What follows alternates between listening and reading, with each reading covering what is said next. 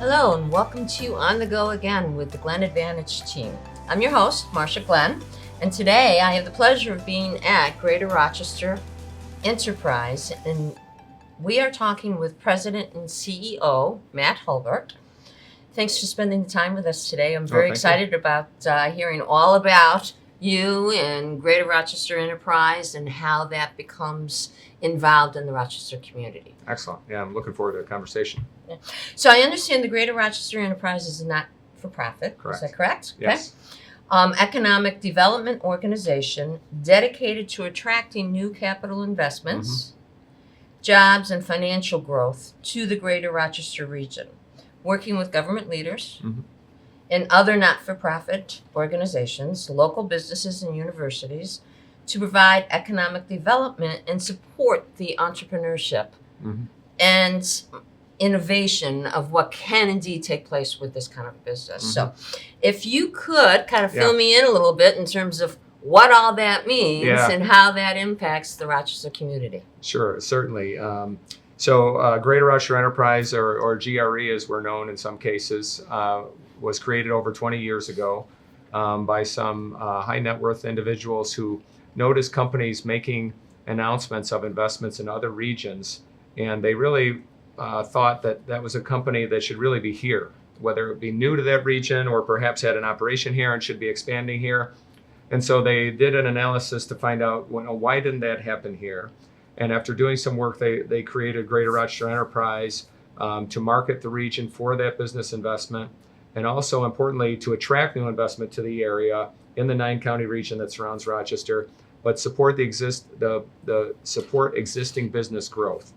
And since that time, we've really dug much deeper into understanding what local businesses are doing, helping them identify new markets, especially post-COVID, and supporting the small businesses that are in the region and connecting them to new markets, giving them some strategic business insights, some strategy to find new markets, and help them grow in the region. So it's funny because you typically don't hear of Greater Rochester Enterprise. We're usually behind the scenes, whether it be a small company who's looking to expand in the region or just connect, or something like the Fairlife project that was pretty significant and a major newsmaker. You don't usually hear about us until well after something has done. But we're built for the explicit purpose of having the research tools, the information on regional demographics, sites, facilities, business incentives, the connectivity on research and development assets, supply chain analysis, going well beyond the region itself so that we can support business growth in the region. That's great. Yeah. So it's kind of like in real estate, it's all about location, location, location. Yes. Okay. Yes. And selecting a site for a business expansion or attraction can be a key for a project's success. Correct. Yes. Okay. So you are indeed contributing to the economic development in two major ways then. Attraction and expansion. Yes. Okay. Yep. So how does that end up rolling into the different places or the different businesses that you have been involved in? Well, I think it goes to promoting some of the assets that are available. So what most people don't see, especially on a business attraction opportunity, well, and it can be an expansion opportunity too. Typically, corporations, especially when they have multiple sites under consideration, will issue what's known as a request for information. That can be up to 70-page to 100-page document with all of the data points I mentioned before: supply chain, demographics, current college enrollment, skill attainment, recent news of companies that have expanded or contracted in a region. In the site selection realm, a contraction can mean available skill sets, especially when skills are in demand. Space, it could be existing buildings, as well as the opportunity to build new, which is one of the common requests now, as good industrial space is few and far between. And then those other things that they should know about that would support the business enterprise. And that's different for each request. And it used to be when GRE was created, we had about 2 weeks to respond to those. Now we have 24 to 36 hours. Oh, so wow. when I say that we're built to respond, that the site selectors really want to work with a region that does have its act together. So it's very important, and this is kind of our ethos, is we're a very collaborative organization. So around this table, literally, are the key business leaders in this community, as well as our colleges, university partners, government officials, the economic development agencies from the local side all the way through to the state, and connection to those important industry partners so that we can validate what we say about the region. We're doing some very interesting work in optics, photonics, and laser technologies right now with the University of Rochester and RIT to help map that opportunity. And we also provided some key elements of the insight into those technologies as the Tech Hub effort was being developed as well. So it goes from a simple request, which could be 100 acres of available space for a company like a fairlife. So that request, we worked with them for about 18 months before that was announced publicly. So a company may put out a request for 100 acres with certain amenities, such as water, power availability, sewer capabilities within proximity of a certain market. And then we respond with all of those details. And then ideally, we get a site visit, and those leaders and their site selection team are available to meet some of not just our team, but also the people who sit around this table so they can validate the important reason why they need to be here. And that was critical as we talk about fairlife, as we competed with Pennsylvania for that opportunity. That was one of the key elements to helping that get across the finish line, was meeting other business leaders, understanding why they're here, what they do here, whether they're growing here, how they recruit, and other things, especially people who are new to the state, to the area, and especially for foreign direct investment opportunities. It's very important to help understand the market. Wow. So it's a lot. It is a lot. So from, say, beginning to end, when working with these different businesses and getting them situated within the market itself, what is your length of time that you are spending with these folks? Well, it depends. And how involved throughout that whole process are you? That's kind of the tricky part. So we work with a number of developers in the region who may bring us into an opportunity as we can help them pass the physical elements of the project. So a company may be looking for 100,000 square feet of existing space.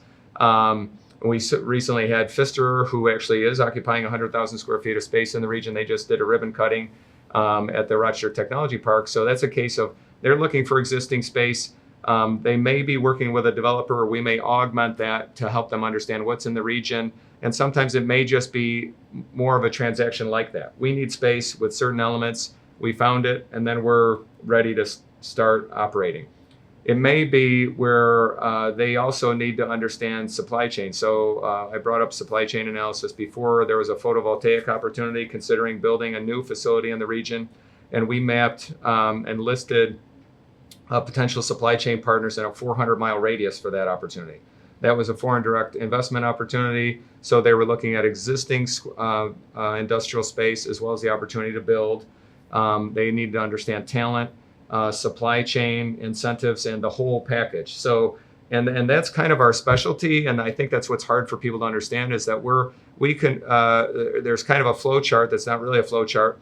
There are elements of a project that may take a month to identify space or a site, or it may take much longer as the market continues to change. There are some companies, like I talked about before, where it's a very prescriptive process about identifying the site and then going through corporate approvals in order to move forward through that process. And it's often competitive. So that's the other element, is they're looking at multiple sites, facilities, markets, and then sometimes it comes down to business conditions on a global scale, which we can't really control. COVID was a good example where we were entertaining a number of Canadian prospects and the border really shut down, so that stopped. And then markets change, as we've seen with COVID too, where we were working on a lot of software, back office, high function projects that were looking at office space in the region, and that really dried up as people are doing more things remote now. So it wasn't a matter of real estate as it was in selecting staff from different locales. Wow. So we have to be able, we try to keep our eye on where the market's going. And that's the important part about talking to local business and entrepreneurs to understand what are you working on so that we can get a sense of where markets are going so that we're able to support their opportunities as well as corporate location projects come into the pipeline that we can adjust accordingly and land those things here in Rochester. So tell me, Matt, how does your view the community and to work with these different projects and become kind of really integrated into our particular market. How does your having been from or having lived here, you're native Rochester, born and bred, how does that come into play with your role in terms of CEO? Does that make it easier to be able to kind of work through the process because you know the area? Yeah, to a degree, I think, yes. And I think the other key element of the way we operate at Greater Rochester Enterprise is we're very purposeful in how we hire. So I guess in my role as president and CEO, I've been here over 16 years now. So I started in a business development role. So I manage projects myself. Going back to one of the first big wins we had when I had started here was the Mueller Quaker project, which is another, that was a yogurt plant in Batavia, which was since bought by H.B. Hood and expanded. But going through that process and responding to those requests myself and doing some of the legwork has helped me work with the team that we've hired since then. So all of us have kind of this, I think, passion for the work that we do and the willingness to jump in regardless of what we're working on. It can be a small company that's looking for 2,000 square feet of office space, a software firm. Can be some of our in our economic gardening companies that we work with, where we're helping them identify new markets and sell products outside the region, and then they need to connect and expand. Or it can be something large like the Fairlife project. So it really comes with that same operating protocol that we jump in, we do the best we can. We're supported by the business community as well as our other economic development partners in the region. So it's very important that we have integrity with the data we share and that we use those resources wisely. And we try to keep an eye on where things are going and help collaborate and bring the region along with some of those opportunities. Wow. So tell me, you've got business expansion that takes place with different companies, and then you also work with the smaller opportunities, the small business role. How is that differentiated between? Well, it's interesting because many times it's the same. Whether a company is large or small and they're expanding, they may need a facility. Sometimes they're expanding an existing facility. Sometimes they're looking at new space. So it goes back to timeline, understanding their business plan to a degree, their technology, what we have in the region to support that, wherever they may be in the 9 counties, and then what are the key elements they need to make a successful business move. So whether it's expanding or sometimes connecting some of those dots across the region, that's the fun part for us, is that we're a very large region. But most of the growth is in those companies that are smaller, that are 1 to 99 employees. That's where most of the growth is. We have a program that I mentioned before, the economic gardening program, that is tailored to firms that are $1 to $50 million in revenue, 10 to 99 employees. They're known, I guess, from an economic development perspective, as second stage companies. They account for typically 15% of firms in a metropolitan area, but 40% of the jobs. And they're companies that might not be a household name. So helping them first with the program itself, which provides strategic research to identify new markets, leverage search engine optimization, make sure they're putting their best foot forward from a marketing perspective. And then they typically have grown after that fact. Invative is a company we worked with, a software firm here in downtown Rochester. They were one of our early economic gardening participants, and they've expanded after that. We also worked with Zweigels and a number of others that fit that category and continue to expand. And the interesting part is they typically show up on the Chamber's top 100 list. So you can see where the companies are kind of touching multiple organizations across town, which is good, but they're here, headquartered here, privately held, and growing. So helping them connect, and it may be as simple as identifying co-ops, connecting them to colleges, universities for their recruitment process. We like to know what types of products and services they're involved with, what they're innovating, because that helps us tell the story of Rochester. So we have some unique media relationships that we leverage to help tell that story for the company, which also helps us tell the story of Rochester. Okay, so that was one of my other thoughts. Now, how is it that your company ends up becoming involved Mhm. with these companies that are looking to grow or become situated? Are Yeah. you seeking them out? Are they seeking you out? It's a Or little how bit does of- that whole yeah, thing work? well, Rochester, like I said before, we're a 1 degree of separation town. Right. So we joke about that So we're true. large. We're large enough to matter. We're one of the top 50 metros in the U.S., but it's very easy to connect here. So we are purposeful in attending association events. Such as we're very close with the New York Photonics Cluster, so they have regular events. We also work closely with the Rochester Technology and Manufacturing Association and a number of other associations, the Builders Exchange. So as we network in the community, we're meeting people all the time. The other place where we get a lot of connectivity is through our investors. We have over 100 people who invest in GRE as a non-for-profit who are paying it forward, if you will, to support this team and the work that we do to help businesses grow in the region. And then lately we've been getting a lot of what you would call, I guess, satisfied customer referrals. So one company executive, as they talk, and they may be growing or they need some assistance in connecting, they connect us to that particular executive, and then we help them with whatever they may need. Sometimes it can be promoting their new product or service. Sometimes it can be a formal expansion project where they're looking at real estate and equipment investments. And then it can be just as simply as telling their story and connecting them to some other resources in the community. And that's kind of the fun part. So very much like real estate. Yes, it is. Referrals, Yes. just on a much larger scale. Yes. Yes. That's great. Yep. That's great. So what do you feel is kind of the real pluses for the Rochester community for having these businesses come in, get situated, grow? Yeah. They have people that they may be bringing into the area from out of Rochester, Yep. getting them enmeshed in the community. I mean, where do you see that as a real plus just for the community, not just for the business, Yeah. but for the community itself? Well, I think, again, when it goes back to, for example, we had OFD Foods, who's new to the region, Oregon Freeze Dried. They built a new facility here in Henrietta. They've moved executives here from Oregon. And you hear that they're very happy here. They want to stay here. And we're seeing that now with Fairlife as well, as they transition some people here to operate this facility, build the facility, and operate the facility. And you've heard that over time from companies like L3 Harris, from our colleges and universities who have had people locate in the region, who really love it here and have stayed and stay on as they continue their career. So I think that's one of our key elements. And you even see that in a downsizing. I remember I was here when the GM fuel cell R&D facility closed in Honeywell Falls, and what you heard as GM moved that operation to Michigan, a lot of the staff, the engineers, the technicians really wanted to stay here.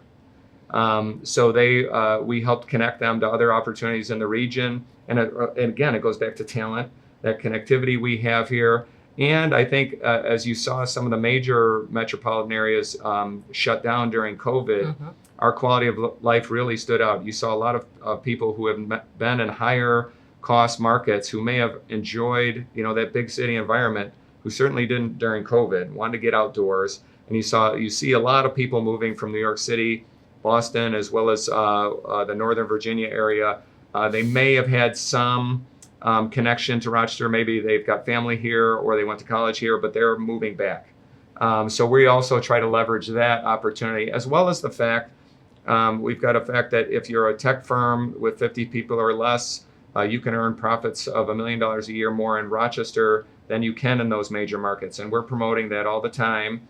The fact that you can be here innovating across a number of industry sectors, and you really want to be here so you can increase those profits, as opposed to I guess being stuck in traffic in Boston or New York City and some of those other things that we don't deal with. We don't deal with for sure. I'm born and bred in Rochester, so my heart is definitely within this community, and there are so many driving factors in terms of why people want to be here, have their families here, have their businesses here, between the cultural and the education and the hospitals and the academic and the hiking and the trails and the skiing and all of the Finger Lakes, all of it combined, I think lends to a real positive outlook in terms of what our community can end up offering businesses that come in and those individuals who are coming in with that business to become really kind of integrated into what we have to offer, which is really exciting, I think. And being from born and bred, we both can relate to that, I think. Yeah, it's easy to get around here. We've got great quality of life, great school systems, colleges, universities. And as we talk about, the unfolding tech hub, the fact that we're in the middle of Buffalo, Rochester, Syracuse, I like to joke that all roads really lead to Rochester.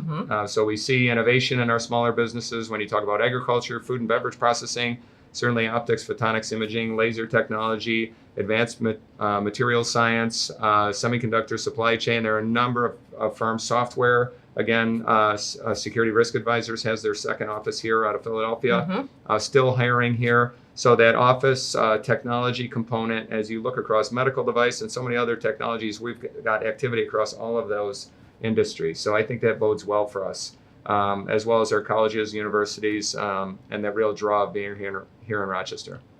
And quite honestly, the weather stays away. We're this nice little niche that's in between the two areas that really get hit. Yeah, that's also a funny story because I was telling this story this weekend as the Bills, last night had a little bit of snow during the game. A little bit. Little bit. But we did have a prospect once when they got that big storm a couple years ago that said, okay, so you're under snow right now. The site is under snow. And we said, no, actually we've got green grass. And they said, prove it. So we took the day's paper, went out to the site, took pictures, and sent it back because people don't understand lake effect snow. Right. And the fact that, yes, it did what it said. The wind didn't move, and it's just in that spot. So it's hard for people to understand if they don't have experience with it. But again, we've got it's certainly not what it used to be when I grew up here. No. And again, it's usually not connected to what's going on in this market. It's where you're shipping to next. That's where things tend to fall apart. If you're shipping to Atlanta, sometimes New York City or Tennessee or some other place where they get ice or snow, they might have more difficulty than we do. Correct. Yeah. My folks are from Watertown, so they know. That's a different 15 scenario. feet of snow back in the day, so to speak. Yeah. So, but we don't have that any longer. You're correct. So I like our niche myself. And I like to remind people, snow melts. It's fresh water. Yeah, that's right. Our food and beverage processors need fresh water. So do semiconductor manufacturing operations and so many other industries. So the fact that we've got an unlimited water supply is really good for the region, and we certainly have the infrastructure to handle it. Nice. So what is it that you see kind of going forward with 2025? What are you anticipating? Well, it's funny. We the hard part about this business is that we have a number of what we call likely wins that are due to be announced. So we're in December now. I think they'll be coming forward in the next quarter. We also see some things that should be coming back online. But I think as we continue with this optics, imaging, laser work that we're doing, that's helping us to identify opportunities for additional investment here in the region. As well as how those technologies impact medical device innovation and other industries, from sensing technologies to driverless vehicles, geospatial systems, and so many other opportunities. I think that speaks well for us. And then the energy innovation market as well. When you see Kodak, for example, are making materials for companies that are in the energy innovation space. So you see some of that, what some may consider legacy property or things like chemistry and technologies that are being applied to new problem solving. So I think that's very good for us. And then it goes back to our core, the fact that we are a great growing community. There's a lot of opportunity as fairlife comes online at the end of 2025. They're shooting for third quarter. That'll be a huge impact for local farmers as well as people who work with not just the dairy farmers, but also the people that grow alfalfa, for example, in Livingston County. And then the effect that will have across the upstate is going to be significant. That's great. Yeah. So I understand that nearly a quarter of the 2024 top 100 companies are part of the GRE. Yes, that's growing. True. Yep. And that includes companies like CE Technologies, as well as Comtech, and many others. And that's pretty typical for us. So we serve about 30 to 40 companies a year through that economic gardening program. We've got a number of companies that have come back through again. We started that program in 2012. So after 12 years of that, They've come back and refined some of their requests for data and some of the strategic research they get from that to identify new markets and kind of check some of the strategic elements that they're working on. So we're always looking for companies to come back and work with us on that initiative. That's where we do some of the outreach to them as well, working with some of the business councils in the area. And I think you'll see as we continue on, you'll see more of those companies show up on that list. That's great. So I think that everything that Greater Rochester Enterprise has indeed, obviously helped to grow our community here, which thank you very much. Is there anything else that I kind of didn't touch on as yet that you'd like to kind of expound on for GRE? No, I think that economic development is a team effort. So Right. I think we're all involved in economic development. So I make that snow joke because we often, Rochesterians have this kind of I guess a little bit of an Eeyore mentality. We don't realize all the innovation that's taken place in this town and some of the great companies that are hiring here. And until we're challenged, we don't reflect on how easy it is to get around this community. When we talk about things like the Finger Lakes, Letchworth, access to the Bills and the Syracuse Orangemen just down the street, and all the amenities we have here, I think we need to brag a little more. We talk about the lasers, even the history of Kodak, Xerox, Bausch and Lomb. There are more people working in this region than when those three firms were in their heyday. They're still here. They're still innovating, but a lot of what they brought to us has percolated through some of those smaller companies I mentioned before. And now we're involved in even more problem solving.